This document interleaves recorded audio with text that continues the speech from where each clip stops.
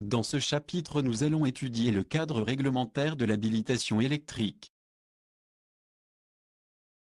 La définition est très précise, elle implique l'habilité et l'employeur.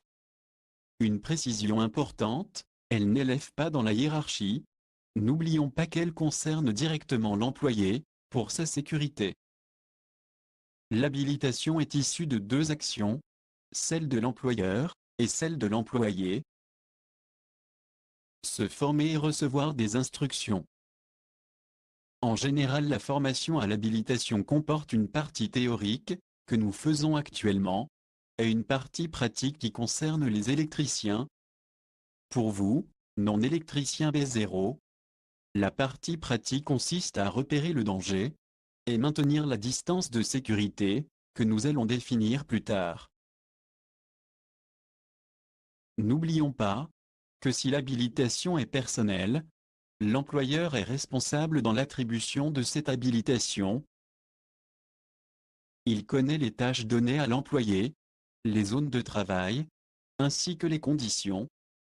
Il connaît également les capacités techniques et personnelles de ses employés. L'employeur n'est pas écarté du processus de sécurité, tout au contraire, c'est lui qui organise et valide les opérations de sécurité. Il est évident que le dernier mot, en termes de sécurité, revient à l'habilité, lors de l'exécution de sa tâche. En sécurité, il y a une notion à prendre en compte, il ne faut pas d'ambiguïté, c'est-à-dire pas plusieurs décideurs ou ordres simultanés possibles. C'est l'employeur qui définit l'autorisation de travail. Une remarque, les postes de maintenance ont une autorisation permanente d'intervention, de par leur fonction. À chaque habilitation correspond une qualification technique, ou un diplôme. C'est de la responsabilité de l'employeur de définir l'habilitation, en fonction de la qualification technique. Le B0 correspond au niveau de base, il correspond à une sensibilisation aux risques électriques, et aux solutions à apporter. Lors de chaque visite médicale, le médecin du travail devra être informé de l'habilitation électrique, détenue par l'employé. La formation se déroule en plusieurs étapes. La plus importante est la formation théorique, celle que nous faisons actuellement. Pour le niveau B0, que nous allons préciser dans quelques minutes, la formation pratique est très succincte, puisqu'il n'y a pas de geste technique d'électricien. Pour rester dans un cadre réglementaire, les niveaux d'habilitation sont soumis à une codification. Chaque titre définit une activité précise. L'exemple pris ici est le titre B2V, car il est complet. Nous allons définir chaque chiffre ou lettre. Pour notre formation, seuls le B et le 0 nous intéressent, mais il est toujours intéressant de connaître l'ensemble. La première lettre, peut être, soit un B, ou un H. Elle définit le niveau de tension, soit basse tension, ou haute tension. Il est important de savoir qu'un niveau de tension n'implique pas un autre, il faut passer une formation pour chaque domaine de tension. La deuxième, peut être un chiffre, ou une lettre. Pour le chiffre, cela correspond, comme dans la hiérarchie militaire, à un grade qui donne des droits. Le niveau 0 est le non-électricien, auquel correspondent des tâches non électriques, mais dans un environnement d'ouvrage électrique. Le niveau 1 et le niveau 2 concernent des électriciens. Pour la lettre, cela correspond à une opération précise, en fonction de la technicité en basse tension ou en haute tension. Soit des interventions de remplacement, de dépannage, de mesure, de consignation, ou sur installation photovoltaïque. Le troisième caractère détermine la nature des opérations que peut faire l'habilité. Cela constitue des compléments au titre d'habilitation. Le plus important d'entre eux est l'indice V, qui permet en haute tension de rentrer dans la zone de voisinage renforcée, de 2 mètres à 60 cm. Cela permet de pouvoir pénétrer dans un local, avec poste de transformation HT, BT.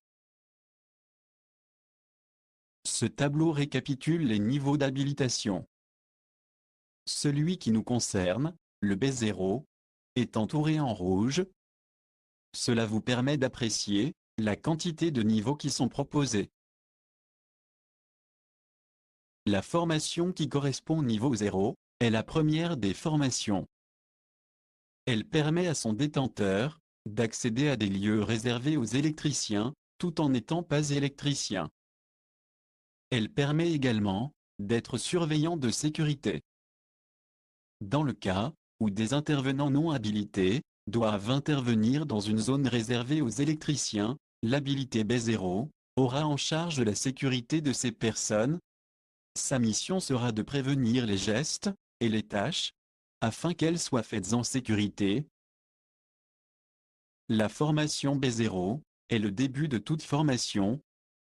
Elle constitue le tronc commun à toutes les habilitations. De ce fait, si le niveau d'habilitation doit évoluer, par exemple vers le H0V, il suffira de faire une formation complémentaire, beaucoup moins lourde. On repasse en revue tout ce que peut faire un non-électricien: suivre les instructions, avoir reçu un ordre, surveiller un chantier, accéder aux locaux d'électriciens. Ce schéma indique les zones pour la basse tension dans un local électrique. Ça y est, vous arrivez presque au but. Il ne vous manque que le titre d'habilitation, qui attestera de votre capacité à intervenir en sécurité. L'employeur, après vérification de l'attestation médicale, de votre formation réussie, et de la tâche attendue, vous donnera le titre d'habilitation. Le titre qui est dans le carnet des prescriptions de la NFC 18510 a cette forme. Il comporte le niveau d'habilitation et quelques précisions telles que la zone de travail, les installations concernées, la date, le cachet de l'entreprise signée et le nom de l'habilité. Le titre d'habilitation est personnel. Il doit être renouvelé s'il y a changement d'entreprise ou si les conditions de travail évoluent. Seule la formation est personnelle. Elle appartient au stagiaire, qui peut en garder le bénéfice pendant la durée de la validité. Le titre d'habilitation peut être réalisé avec un tableur ou un éditeur de texte. En voici un exemple. Quelques exemples de titres d'habilitation, avec les renseignements à préciser. La formation est valable pendant 3 ans, si les conditions de travail ne changent pas. Après cette durée, il faut refaire un stage identique.